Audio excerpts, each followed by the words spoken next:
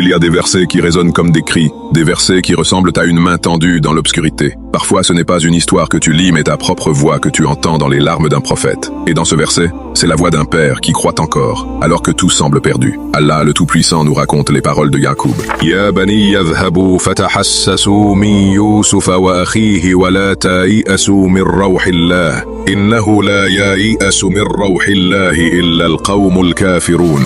Ô mes fils, partez enquêter au sujet de Youssouf et de son frère, et ne désespérez pas de la miséricorde d'Allah, car seuls les mécréants désespèrent de la miséricorde d'Allah. Selon la pensée de Ibn Kathir, Yacoub ordonne à ses fils de chercher Youssouf et Benyamin, tout en les exhortant, ne cessez jamais d'espérer en la miséricorde d'Allah, car celui qui renonce à cette espérance tombe dans l'incrédulité. Pour Al-Qurtubi, ce verset enseigne la patience active, même dans l'épreuve. Ne confondez pas la douleur avec la fuite, cherchez la solution, avancez et gardez l'espoir. Abandonner l'espérance, c'est renoncer à la lumière promise par votre Seigneur. D'après Ibn Ashur, le terme rahma, miséricorde, englobe toute forme d'apaisement, d'ouverture. Celui qui renonce à attendre ce souffle divin montre que son cœur a déjà perdu sa présence. Seuls les cœurs morts cessent d'espérer. Un père, brisé par la perte, lance ces mots à travers les terres du chagrin. Partez, cherchez, n'abandonnez pas.